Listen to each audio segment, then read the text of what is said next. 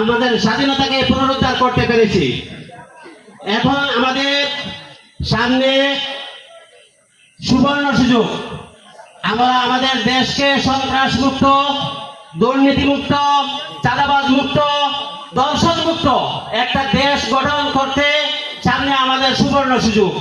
এই সুবর্ণ সুযোগ আমরা কাজে লাগাতে হবে। আমরা যারা এখানে উপস্থিত হয়েছি, আমরা এই অনুষ্ঠান থেকে, এই প্রোগ্রাম থেকে ঐক্যবদ্ধ হয়ে আজকে প্রতিজ্ঞা নিতে চাই। আমরা যারা এখানে উপস্থিত হয়েছি প্রত্যেকেই প্রতিজ্ঞা করব, আগামী নির্বাচনে আমরা সঠিক নেতৃত্বের যারা দিতে পারবে তাদেরকে নির্বাচিত করে দেশের নেতৃত্ব দেব ইনশাআল্লাহ।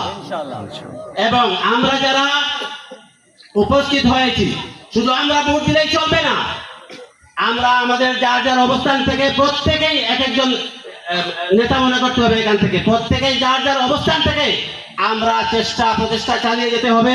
এদেশের সাধারণ মানুষকে বুঝিয়ে দিতে হবে যে বাংলাদেশ জামায়াতে ইসলাম একমাত্র দল, যে দল সন্ত্রাস মুক্ত, যে দল চাঁদাবাজ মুক্ত, যে দল একমাত্র ইসলামী দল, যেটা বাংলাদেশের সুপ্রতিষ্ঠিত একটা দল।